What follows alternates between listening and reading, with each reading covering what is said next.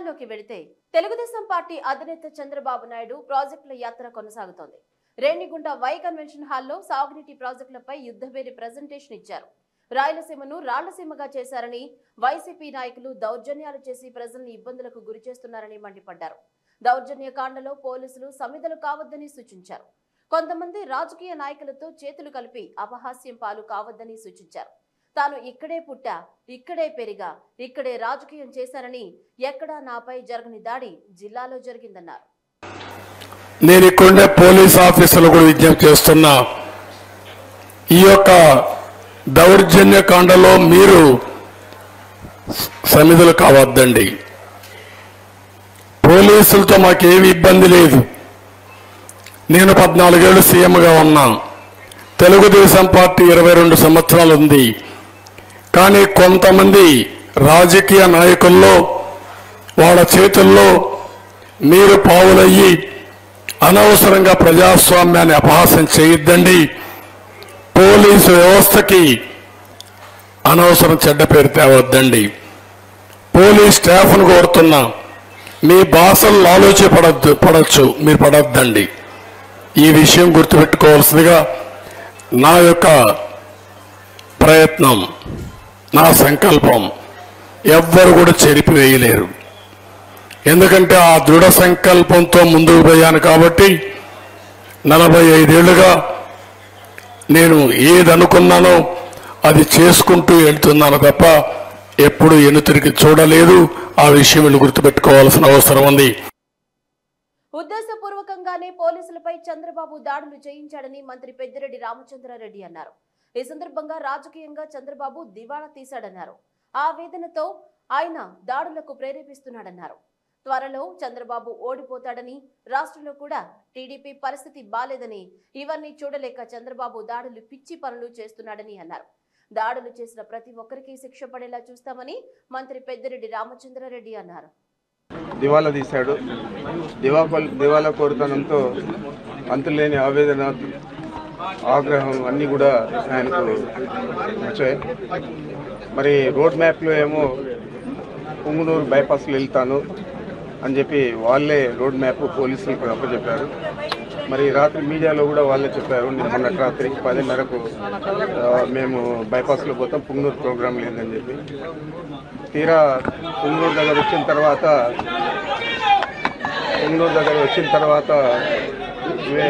అక్కడంతా కూడా వాళ్ళు ప్లాన్ చేసుకొని, ముందే ప్రీ ప్లాన్ చేసుకొని, స్టోన్ పెయింటింగ్ కోసం రాళ్ళన్నీ కూడా జమ చేసుకొని విచక్షణారహితంగా పోలీసుల మీద దాడి చేశారు. కనీసం మా కార్యకర్తలు అందరూ కూడా వీళ్ళు పుంగునూరు పట్టణంలోకి వస్తారని పట్టణంలో నిరసన కార్యక్రమాన్ని తెలియజెప్పేందుకు కూడా అందరూ కూడా గుమిగూడారు. మరి ఆ సమయంలో వాళ్ళకి తెలిసిన ఇన్ఫర్మేషన్ ప్రకారం రోడ్ మ్యాప్లో ఆయన బైపాస్ రోడ్ని వెళ్తూ ఉన్నారు, పుంగునూరు పట్టణంకి రారు. అదేవిధంగా మొన్న రాత్రి కూడా వాళ్ళు ప్రెస్లో చెప్పారు పుంగునూరు ప్రోగ్రాం లేదని చెప్పిన తర్వాత వీళ్ళు కావాలనే అక్కడ కార్యకర్తలందరినీ గుమ్మిగుడ్చుకొని ఆయన రెచ్చగొట్టడం, వీళ్ళందరూ కూడా పోలీసుల మీద అతి దుర్మార్గంగా ఈ మధ్య కాలంలో మనం చూసాము. ఈ 4-5 సంవత్సరాలలో ఎప్పుడు కూడా ఇంతమంది పోలీసులు దారుణంగా ఇంజూరీ అయిన పరిస్థితులు లేవు. మరి ఇదంతా కూడా చంద్రబాబు రెచ్చగొట్టింది. ఆయన వ్యాఖ్యలన్నీ కూడా మీడియాలో అంతా కూడా వస్తూ ఉన్నాయి, పత్రికల్లో కూడా వచ్చాయి. నా కొడకల్లా చూస్తాం మీ కథ అనడం, తరమండ్రా అని చెప్పడం, కొట్టండ్రా అని చెప్పడం, ఇదంతా కూడా దుర్భాష కూడా చాలా అనరాని మాటలు కూడా మాట్లాడాడు. ప్రాజెక్టుల పరిశీలన కొనసాగిస్తున్న చంద్రబాబు రాయలసీమ జిల్లాలో పర్యటిస్తున్నారు. ఈ క్రమంలో పోతులపట్టు రోడ్ షోలో నియోజకవర్గ టీడీపీ అభ్యర్థిని ప్రకటించారు. జర్నలిస్ట్ మురళీమోహన్ ఒక మంచి అభ్యర్థి అని, అందరూ ఏకగ్రీవంగా ఆమోదించిన వ్యక్తి అని, వచ్చే ఎన్నికల్లో పూతలపట్టు నుంచి ఆయన్ను గెలిపించాలని పార్టీ శ్రేణులకు చంద్రబాబు పిలుపునిచ్చారు. ప్రతి ఒక్కరూ మురళీమోహన్ ను ఆదరించాలని, 5,000 రూపాయలకు మోసపోవద్దని సూచించారు. పూతలపట్టుకు వస్తే ఘన స్వాగతమా, అఖండ స్వాగతమా అని నాకు అర్థం కావటం లేదని అన్నారు. ఏదేమైనా ఈ రోజు మీటింగ్ చూసాం, మీకు కూడా ఒక మంచి అభ్యర్థి మురళీమోహన్. మొన్నటి వరకు హెచ్ఎం టీవీలో పనిచేశాడు. అందరూ మెచ్చిన అభ్యర్థి. అందరూ అన్నారు మురళీమోహన్ ఇవ్వండి మేము గెలిపించుకుంటామంటే, నేను అడిగితే అందరూ కూడా ఏకగ్రీవంగా ఆమోదించిన వ్యక్తి మురళీ మోహన్ అని చెప్పి నేను మీకు తెలియజేస్తున్నా. మీకు అందుబాటులో ఉంటాడు, ఎల్లవేళలా మీకు తోడుగా ఉంటాడు. నేను కూడా ఆయనకు పూర్తిగా సహకరిస్తా. ఇప్పటి నుంచి మీ మనిషిగా ఆయన్ని ట్రీట్ చేసి ఇంటింటి నుంచి ఆశీర్వదించండి. ఓటేయడమే కాదు, 10 రూపాయలు కూడా ఇచ్చి ఆదరించండి. మళ్ళా డబ్బులకు కానీ మోసపోయారు, వాళ్ళు 5,000 రూపాయలు ఇస్తామంటారు. ఓటేస్తారా? ఈసారి మీరందరూ గుర్తుపెట్టుకోవాలి. మీ పిల్లల భవిష్యత్తు ఒకసారి గుర్తుపెట్టుకోండి. మీ పిల్లల సాక్షిగా ఆలోచించుకోండి. ఎవరికి ఓటేస్తే మీ పిల్లల భవిష్యత్తు బాగుంటుందో, మీ భవిష్యత్తు బాగుంటుందో వాళ్ళకు ఓటేయండి. కానీ 5,000 రూపాయలకు మాత్రం మోసపోతే సమస్య వస్తుంది. పొంగునూరు ఘటనలో పోలీసులపై దాడిని తీవ్రంగా ఖండిస్తున్నామని జిల్లా పోలీస్ అసోసియేషన్ అధ్యక్షులు ఉదయ్ కుమార్ తెలిపారు.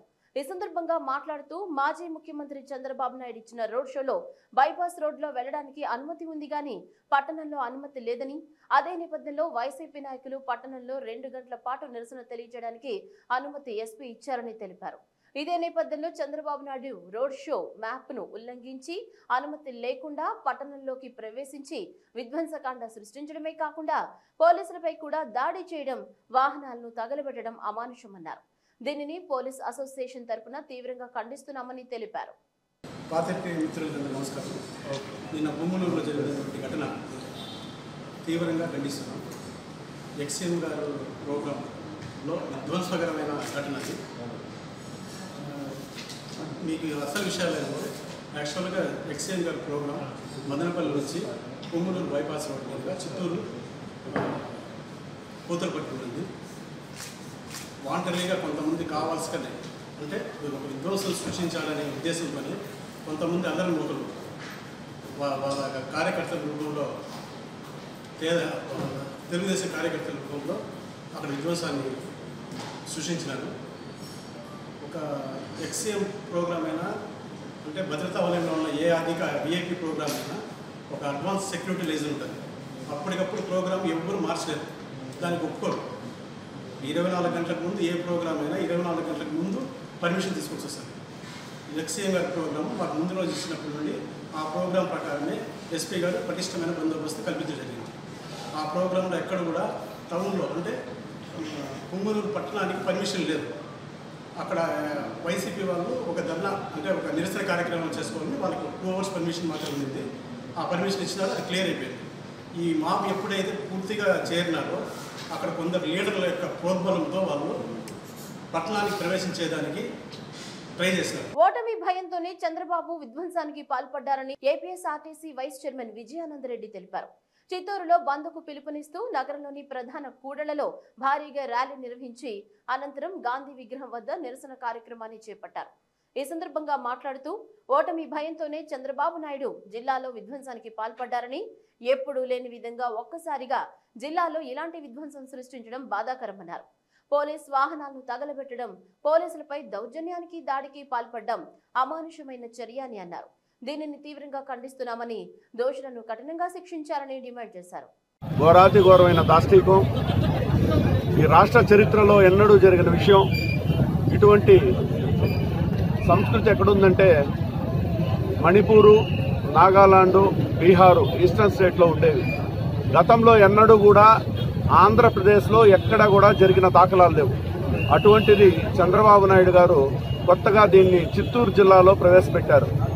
దానికి ఉదాహరణే నిన్న పొంగనూరులో జరిగిన పోలీసుల మీద దౌర్జన్యం కానీ, అదేవిధంగా వైఎస్ఆర్ కాంగ్రెస్ పార్టీ కార్యకర్తల్ని కొట్టి హింసించడం కానీ, అదేవిధంగా తనకు అనుకూల మీడియా ఏదైతే ఉందో వాళ్లకు తప్పితే తక్కిమాలిన మీడియా వాళ్లకు పాసులు కూడా ఇవ్వకుండా వాళ్ళని బహిష్కరించడం, ఇదంతా కూడా కొత్త చరిత్ర తీసుకొస్తున్నారు ఈ చిత్తూరు జిల్లాలో.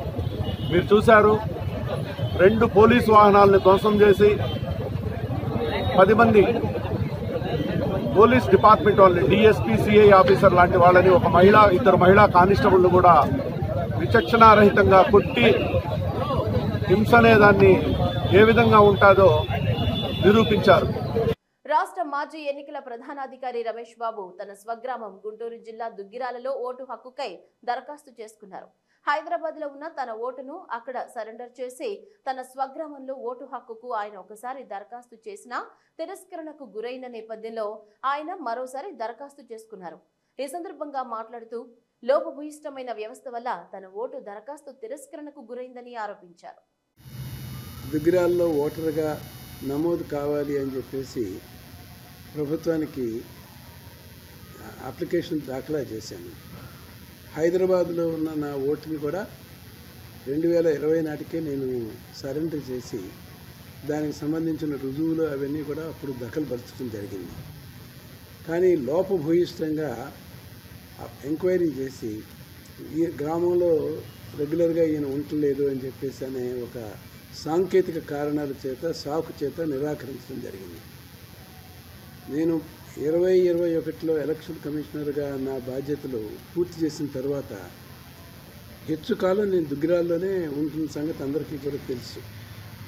ఈ ఊరితో నాకు అవినాభావ సంబంధం ఉంది. ఇది నేను పుట్టిన ఊరు, నేను చదువుకున్న ఊరు, ఈ ఇల్లు మాది, మా తల్లిగారు ఇక్కడే ఉంటారు, ఆస్తిపాస్తులు ఉన్నాయి, నాకు వ్యవహారాలు ఉన్నాయి, ఇవన్నీ ఇక్కడే ఉండి నేను ఇప్పుడు చూసుకుంటున్నాను.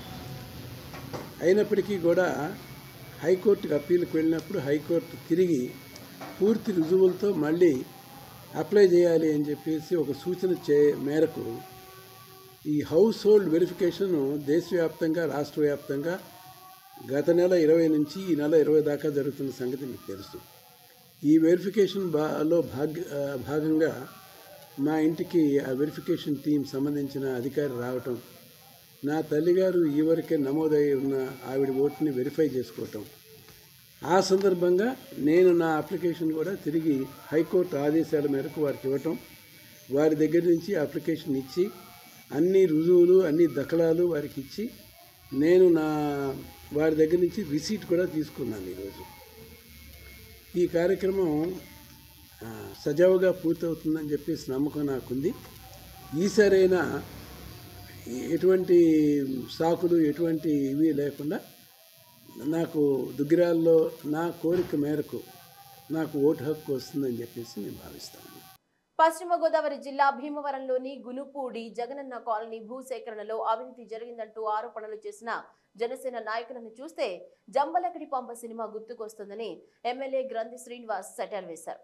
ఈ సందర్భంగా మాట్లాడుతూ పేదల సొంతింటి కలను నిజం చేసేందుకు జగనన్న కాలనీలను నిర్మిస్తున్నామని, ఇందుకు మేము భూములు సేకరించి మౌలిక వసతులు కల్పిస్తుంటే మీకెందుకు నొప్పులు అంటూ జనసేన నాయకులను విమర్శించారు. జంబలకడి పంబగాళ్లు అందరూ జనసేనలోనే ఉన్నారని, జనసేన నాయకుల రాజకీయ విన్యాసాలు చూడాలంటే జంబలకడి పంబ సినిమా క్యాసెట్ వేసుకుని చూడవలసిందేనని అన్నారు. వాళ్ళ కొడుక్కి 3 ఎకరాల పైబడి భూమి ఉండడం, లేకపోతే బిలో ప్రాపర్టీకి సంబంధించి ఎంత ఆదాయం ఉండాలో దాని పరిమితులకు మించి, ఉదాహరణకి జగన్మోహన్ రెడ్డి గారు గ్రామీణ ప్రాంతంలో 5,000 ఆదాయం ఉంటే, తెలుగుదేశం ప్రభుత్వం ఉన్నప్పుడు 5,000 ఆదాయం ఉంటే బిలో ప్రాపర్టీ, 5,000 దాటితే కనుక అబోవ్ ప్రాపర్టీ. వాళ్ళకి ఎవరికి కూడా 5,000 ఆదాయం దాటితే ఏ సంక్షేమ కార్యక్రమానికి కూడా వాళ్ళ అర్హులు కాదు. అలాగే పట్టణ ప్రాంతాల్లో 6,000 ఆదాయం ఉంటే లోపు ఉంటే వాళ్ళ సంక్షేమ కార్యక్రమాలు పొందుతారు. 6,000 దాటితే సంక్షేమ కార్యక్రమాలు పొందలేరు. అటువంటిది ఆయన 5,000ది 10,000 చేశారు గ్రామీణ ప్రాంతాల్లో, 6,000 ఉన్నది 12,000 చేశారు పట్టణ ప్రాంతాల్లో. అంటే డబల్ చేశారు దాన్ని. అంతేకాదు 65 సంవత్సరాలు పెన్షన్ ఉంటే కనుక గత ప్రభుత్వాలు ఇస్తుంటే దాన్ని 5 సంవత్సరాలు తగ్గించి 60 సంవత్సరాలుగా పెన్షన్ ఇచ్చే కార్యక్రమం చేయడం జరిగింది. ఇటీవల జరిగిన అంజుమన్ ట్రస్ట్ బోర్డు అధ్యక్ష కార్యదర్శుల ఎన్నిక బైలాస్ ప్రకారం జరగలేదని అంజుమన్ హిమాయతుల్ ఇస్లాం సంఘ సభ్యులు మాజీ కౌన్సిలర్ మహమ్మద్ రఫీ అన్నారు. ఈ సందర్భంగా మాట్లాడుతూ అంజుమన్ బైలాస్ ప్రకారం 2 సార్లు అంజుమన్ సెక్రటరీగా బాధ్యతలు స్వీకరిస్తే భవిష్యత్తులో అంజుమన్ అధ్యక్ష కార్యదర్శుల్లో ఏ పదవిలోనూ కొనసాగకూడదని, కోఆప్షన్ సభ్యులుగా మాత్రమే ఎన్నికయ్యే అవకాశం ఉంటుందన్నారు. ఈ నిబంధనకు విరుద్ధంగా అంజుమన్ అధ్యక్షుని ఎన్నిక జరిగిందని, కార్యదర్శి కోఆప్షన్ సభ్యుల ప్రమాణ స్వీకారం కూడా నిబంధనల ప్రకారం జరగలేదన్నారు. వీటన్నిటిని ఎన్నికల అధికారి దృష్టి పెట్టి సరిచేయకుంటే సోమవారం న్యాయస్థానాన్ని ఆశ్రయిస్తారని తెలిపారు. కోఆప్షన్ సభ్యుల్ని ఎంపిక చేశారు, అది కూడా చెల్లుబాటు కాదని చెప్పేసి నేను ఈ సందర్భంగా మనవి చేస్తా ఉన్నా. ఎన్నికల అధికారి, ముఖ్యంగా ఎన్నికల అధికారి ప్రక్రియని మినిట్స్లో మార్పు చేసుకొని సమయ సందర్భానికి అనుకూలంగా వరుస క్రమంలో గనక చేసుకుంటే తప్పితే ఈ సమావేశం చెల్లుబాటు కాదని, ఈ ఎన్నిక చెల్లుబాటు కాదని నేను న్యాయస్థానంలో రిట్ పిటిషన్ దాఖలు చేసి ఈ ఎన్నిక చెల్లుబాటు కాకుండా ఆదేశాలు ఇవ్వమని చెప్పేసి గౌరవ న్యాయస్థానాన్ని అడగబోతా ఉన్నాను. మార్చుకుంటే ఎన్నికల అధికారి మినిట్స్ మొత్తం వరుస క్రమంలో మార్చుకుని సమావేశాలు ఏర్పాటు చేసినట్టుగా మార్చుకోండి. లేని పక్షంలో రేపు సోమవారం రోజు నేను గౌరవ ప్రిన్సిపల్ జిల్లా జడ్జి గారి కోర్టులో రిట్ దాఖలు చేస్తాను. కృష్ణా జిల్లా అవనిగడ్డ నియోజకవర్గంలోని పులిగడ్డ ఆక్విడెక్టు పనులు ఏప్రిల్ నెలలోనే చేసేశామంటూ ఎమ్మెల్యే సింహాద్రి రమేష్ చెప్పడం ఈ ఏడాదికి బిగ్ జోక్ అని మాజీ డిప్యూటీ స్పీకర్ మండలి బుద్ధ ప్రసాద్ ఆశ్చర్యం వ్యక్తం చేశారు. ఎమ్మెల్యే ప్రకటనపై బుద్ధ ప్రసాద్ స్పందిస్తూ దివిసీమ జీవనాధారం పులిగడ్డ ఆక్విడెక్టుపై ఎమ్మెల్యే అసత్యాలు చెప్పడం సరికాదన్నారు. 50 లక్షల రూపాయల పనులు చేసేశామని ఎమ్మెల్యే చెప్తున్న నేపథ్యంలో వాస్తవ పరిస్థితిని పరిశీలిస్తే ఆక్విడెక్టు మొత్తం చిల్లులు పడి ఇప్పటికీ నీరు కారిపోతోందన్నారు. తమ కళ్ల ముందు సిబ్బంది పిచ్చి మొక్కలు పీకారని, గోడకు రాలిపోయిన సిమెంట్ లస్కర్లతో ప్లాస్టింగ్ చేయించారని తెలిపారు. ఇన్ని రిపేర్లు కళ్ల ముందు కనిపిస్తుంటే పనులు అయిపోయాయని ఎమ్మెల్యే చెప్తున్న నేపథ్యంలో పనులు కాకుండానే బిల్లులు చేసుకున్నారా అనే సందేహాలు వస్తున్నాయన్నారు. దివిసీమ రైతులు ఆక్విడెక్ట్ పరిశీలించి నిజాలు గ్రహించాలని పిలుపునిచ్చారు. ఆగస్టు 25న ఉద్యమం యథావిధిగా చేపట్టనున్నట్లు ప్రకటించారు. పనులన్నీ కూడా ఏప్రిల్ నెలలోనే పూర్తయ్యాయని చెప్పని స్థానిక శాసనసభ్యులు శ్రీ సింహాద్రి రమేష్ బాబు గారు ప్రకటించడం ఆశ్చర్యాన్ని కలిగించడం కాకుండా ఈ ఏడాదిలో పెద్ద జోక్గా అనిపించింది. నేను దేశం ప్రజలందరినీ కోరేది, మీరంతా కూడా పులిగడ్డ యాక్టివేట్కి వెళ్ళి సందర్శించండి. అక్కడ ఏం పనులు జరిగాయో ఒకసారి చూడండి. దాదాపు 50 లక్షల రూపాయలు శాంక్షన్ చేశారని చెప్పి అన్నారు. 50 లక్షల రూపాయల పనులు జరిగాయి అక్కడ. నిన్న లస్కర్లను పెట్టి సిమెంట్ పోయించిన పరిస్థితి మా కళ్ళెదుట మేము చూసాం. మేము వెళ్ళిన తర్వాత అక్కడ మొలిచిన మొక్కల్ని తొలగించడం చూసాం. కేవలం రైలింగ్ పైకి కనపడుతుంది కనుక రైలింగ్ పనులు మాత్రం జరగలేదని చెబుతున్నారు. కానీ అవతల రెగ్యులేటర్ ఏ విధంగా దెబ్బతిందని కానివ్వండి, లేదంటే చిల్లులు పడి ఏ విధంగా నీరు సముద్రంలోకి పోతుంది అన్నది కానీ నగ్న సత్యం. అది ప్రత్యేకించిన పత్రికా విలేకరులకు కూడా నేను మనవి చేసేది అంటే దీని మీద వాస్తవాలను మీరు వెలికి తీయాల్సిన అవసరం అంతేనా ఉంది. 50 లక్షల రూపాయల పనులు జరిగాయా, ఆ పనులకు సంబంధించిన నిధులు మళ్ళా కాంట్రాక్టర్కి ఇచ్చారా, ఇవన్నీ కూడా తేలాల్సిన అవసరం ఉంది. మాకు అనుమానం ఏమొస్తుందంటే జరిగిపోయాయంటే ఒక కాగితాల మీద జరిపించేసా, డబ్బు తినేశారా అని చెప్పిన ఒక అనుమానం కూడా వాళ్ళు కలుగుతున్న పరిస్థితి. అంటే దీన్ని నివృత్తి చేయాల్సిన బాధ్యత అధికారుల మీద కూడా ఉందని చెప్పి మాత్రం నేను ఈ సందర్భంలో మనవి చేస్తున్నాను. మేము చెప్పింది అంటే ఈ పనులు 50 లక్షలు అయినాయి, కనపడతలేదు, పనులు జరగలేదు, చాలా శిథిలావస్థ చేరింది, కళ్ళ ముందు కనిపిస్తుంది, అంతా తిరిగి చూసాము, మీరు చూశారు నాతో పాటు. గ్రామ పంచాయతీ కార్మికుల సమస్యలను పరిష్కరించాలని ఏపీ గ్రామ panchayati employees and workers union రాష్ట్ర అధ్యక్షులు వెంకటరామయ్య డిమాండ్ చేశారు. ఈ సందర్భంగా మాట్లాడుతూ గ్రామ పంచాయతీ కార్మికులకు సుప్రీంకోర్టు ఇచ్చిన తీర్పు ప్రకారం వేతనాలను పెంచాలన్నారు. గతంలో సీఎం జగన్ పాదయాత్రలో ఇచ్చిన హామీలను నెరవేర్చాలని కోరారు. సిఐటియు జిల్లా ప్రధాన కార్యదర్శి సురేంద్ర, ఉపాధ్యక్షులు వాడ గంగరాజు మాట్లాడుతూ గ్రామాల్లో పారిశుద్ధ్య కార్యక్రమాలు చేపడుతూ ఆరోగ్యవంతమైన గ్రామాలను తీర్చిదిద్దడంలో గ్రామ పంచాయతీ కార్మికులు కీలక పాత్ర పోషిస్తున్నారని తెలిపారు. వారి ఆరోగ్యాన్ని సైతం పణంగా పెట్టి ప్రజల ఆరోగ్యాన్ని కాపాడుతూ ఉంటే ప్రభుత్వం వారి సమస్యలను పరిష్కరించకుండా నిర్లక్ష్య ధోరణి ప్రదర్శించడం సబబు కాదన్నారు. తక్షణం వారి సమస్యలను పరిష్కరించాలని డిమాండ్ చేశారు. లేకుంటే చలో విజయవాడ కార్యక్రమాన్ని భారీ ఎత్తున చేపడతామని హెచ్చరించారు. ఈ కార్యక్రమంలో పంచాయతీ యూనియన్ నాయకులు పాల్గొన్నారు. గ్రామ పంచాయతీ రాష్ట్ర అధ్యక్షులు ఈరోజు రాష్ట్ర వ్యాప్తంగా గ్రామ పంచాయతీ కార్మికులు, స్వచ్ఛ భారత్ కార్మికులకు బకాయి వేతనాలు ఇవ్వాలని చెప్పి జీవో నెంబర్ 57-132-680 జీవోలు అమలు చేయాలని చెప్పి గౌరవ హైకోర్టు ఇచ్చిన తీర్పును అమలు చేయాలని చెప్పి ఈ డిమాండ్ల మీద రాష్ట్ర వ్యాప్తంగా అన్ని జిల్లా కలెక్టర్ల ఆఫీస్ దగ్గర నిరసన కార్యక్రమాలు జరుగుతున్నాయి. దాంతో పాటు ఈరోజు చిత్తూరు జిల్లాలో కూడా ఈ భాగంలో జరుగుతున్నది. మేము ముఖ్యమైన మా బకాయి వేతనాలు తక్షణమే ఇవ్వాలని చెప్పి 6 నెలల నుంచి 18 నెలలు బకాయి ఉన్న వేతనాలు మేము ఏం పని చేయాలని చెప్పి మన కలెక్టర్ గారికి, మన డిపో గారికి అడుగుతున్నాం. అదేవిధంగా ఏదైతే రాష్ట్ర ప్రభుత్వం గ్రామ పంచాయతీ కార్మికులకు ఉద్యోగ భద్రత కల్పిస్తామని ప్రతిపక్ష నాయకులుగా ఉన్నప్పుడు పాదయాత్రలు హామీ ఇచ్చారో కాకినాడ జిల్లా జగ్గంపేట నియోజకవర్గం రాష్ట్ర తెలుగు యువత ఉపాధ్యక్షులు అడబాల వెంకటేశ్వరరావు మీడియా సమావేశం ఏర్పాటు చేశారు. ఈ సందర్భంగా మాట్లాడుతూ మాజీ ముఖ్యమంత్రి టీడీపీ అధినేత నారా చంద్రబాబు నాయుడు కాన్వాయ్పై వైసీపీ గూండాల దాడిని హేయమైన చర్యగా అభివర్ణించారు. చిత్తూరు జిల్లాలో తంబలపల్లి, పొంగనూరు నియోజకవర్గాల్లో అశేష జనవాహిని మధ్య చంద్రబాబు రోడ్ షో జరుగుతుండగా మంత్రి పెద్దిరెడ్డి రామచంద్రారెడ్డి అనుచరులు రాళ్లతో దాడి చేసి పలువురిని గాయపరిచారన్నారు. అనంతరం పలు వాహనాలు, పలు షాపులు దగ్ధం చేశారన్నారు. మరి చంద్రబాబు నాయుడు గారు కూడా ఇదే ఆలోచనతో ఉన్నట్లయితే మరి జగన్మోహన్ రెడ్డి గారు ఆ రోజున పాదయాత్ర చేసి ఉండేవారా అని చెప్పేసి ఈ సందర్భంగా నేను ప్రశ్నిస్తున్నా. మరి తెలుగు యువత రాష్ట్ర అధ్యక్షులు శ్రీరామ్ చంద్రబాబు గారు కానీ మరి అనేక మందికి ఆ మీటింగ్లో గాయాలు జరగడం చూసాం.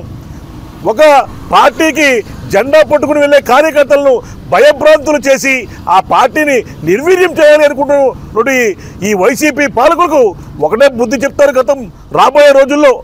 ఎందుకంటే ఎంత తొక్కేద్దాము అనుకుంటే అంత రెట్టింపు ఉత్సాహంతో తెలుగుదేశం పార్టీ కార్యకర్తల మీటింగులకు అటెండ్ అయ్యే పరిస్థితులు కనపడుతున్నాయి. ఒక్కసారి వాళ్ళు ఆలోచించుకోవాలి. మరి ఏ ఆలోచనతోటి మరి చంద్రబాబు నాయుడు గారి యొక్క ర్యాలీలను కానీ మరి నారా లోకేష్ గారి యొక్క పాదయాత్రలు కానీ అడ్డుకోవాలని చెప్పేసి అనుకుంటున్నారు. మీకు దమ్ముంటే బహిర్గతంగా మరి ఢీకునే విధంగా మీరు వచ్చినట్లయితే తెలుగుదేశం పార్టీ నాయకులు, కార్యకర్తలు, అభిమానులు మిమ్మల్ని తరిమి కొట్టే విధంగా ఈ రాష్ట్రం యొక్క పరిస్థితి ఉంది అని చెప్పి సందర్భంగా తెలియజేసుకుంటున్నా. పుంగునూరులో చంద్రబాబును అడ్డుకునేందుకు పోలీసులు యత్నించడం దురదృష్టకరమని ధూళిపాళ్ల అన్నారు. తెదేపా కార్యకర్తలపై దాడులు చేస్తుంటే పోలీసులు చోద్యం చూస్తున్నారని మండిపడ్డారు. మీకు వైకాపా పార్టీపై ప్రేమ ఉంటే మీ యూనిఫామ్స్ తీసేసి వైసీపీలో చేరండి, అంతేగాని పోలీస్ వ్యవస్థకు మచ్చ తేవద్దన్నారు. పోలీస్ వైఫల్యం కారణంగా సహనం కోల్పోతే పిల్లి అయినా పులి అవుతుందని అనే నినాదానికి నిదర్శనమే ఈరోజు సంఘటన అని అన్నారు.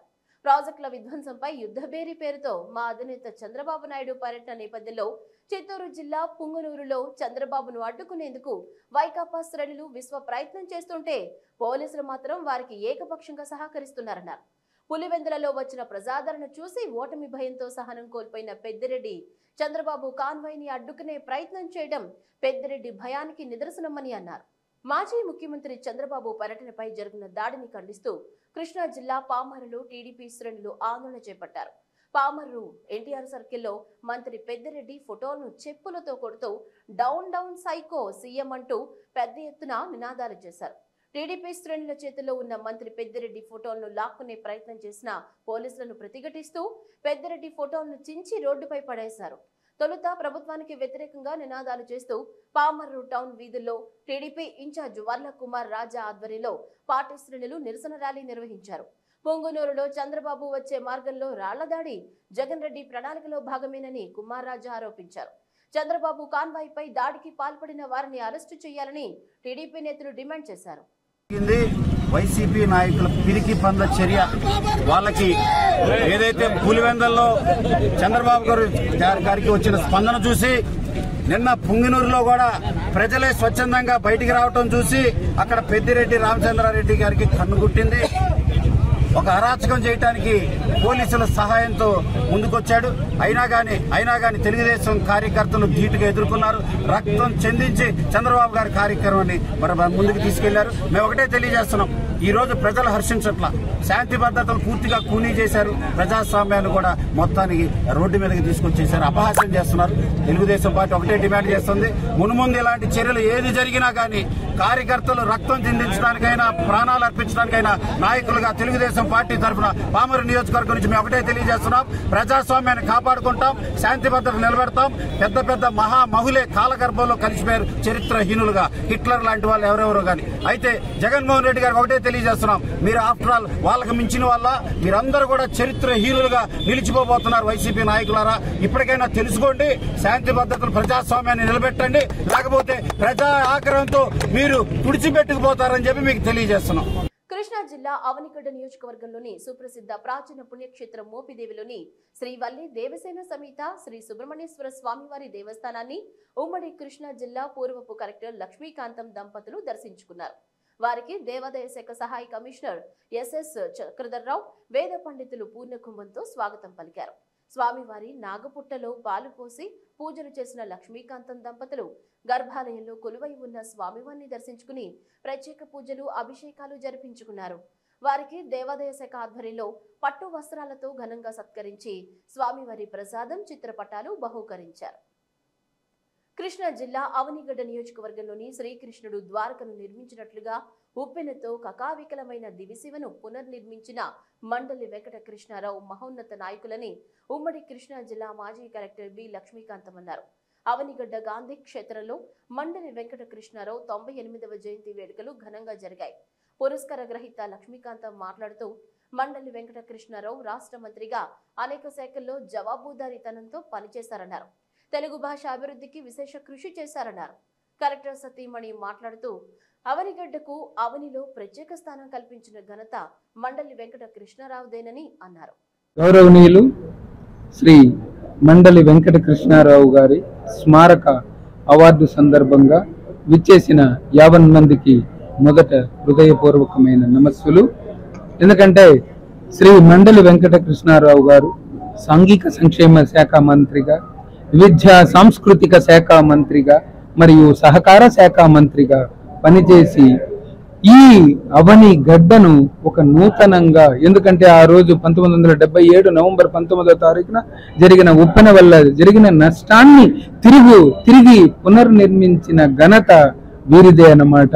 ఎందుకంటే నాడు శ్రీకృష్ణుడు ద్వారకను ఏ విధంగా నిర్మించాడో కొత్తగా, అదే విధంగా అటువంటి నిర్మాత శ్రీ మండలి వెంకట కృష్ణారావు గారు. కృష్ణా జిల్లా చల్లపల్లి మండలం రామానగరంలో బోలం సుబ్బారావు ఇంట్లో చోరీ జరిగింది.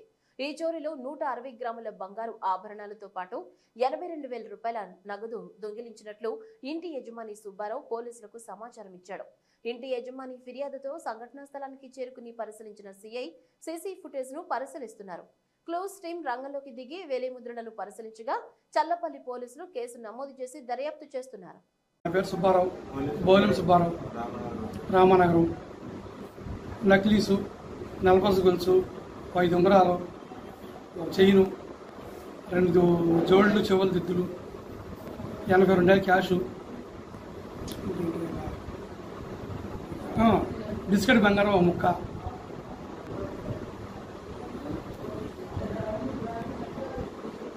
మొత్తం ఎన్ని అవర్స్లో ఉండొచ్చు అంటే 160 గ్రాములు బంగారం, 82,000 క్యాష్ అంతే. ఈరోజు 12 గంటలకు పోయింది. మీరు ఎలా చూసారు? సెంటర్కి వెళ్ళి తిరిగి వచ్చేవరకు తాళాలు ఓపెన్ చేసి గడేసుకుని ఉన్నారు. ఏంటని చెప్పని వేరే దారిని వచ్చేవరకు లోపల ఏమీ లేదు, మొత్తం ఎత్తుకుపోయారు. ఈ వార్తలు ఇంతటితో సమాప్తం. తిరిగి మరొక బిడ్డల్లో మళ్ళీ కలుసుకుందాం. అంతవరకు సెలవు, నమస్కారం.